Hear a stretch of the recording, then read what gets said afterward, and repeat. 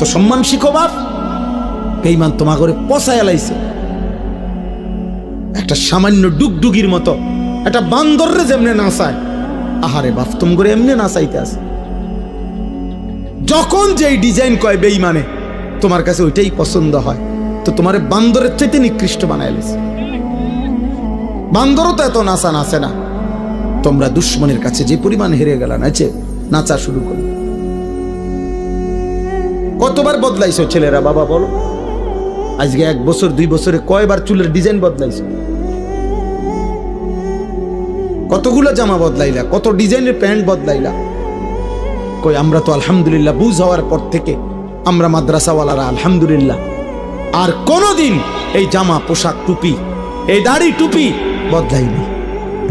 এত কাপুরুষালী কেন বেটা? তোমাদের কারণে হেরে গেলাম আমরা বেটা। কি মনে হয় সেই বদরের যুদ্ধের ওই 2 কিশোর মুআজ এবং মুআওয়িজ, যে 2 কিশোর আবু জেহেলকে হত্যা করছে, ও তোমার সামনে দাঁড়াইয়া বলবে না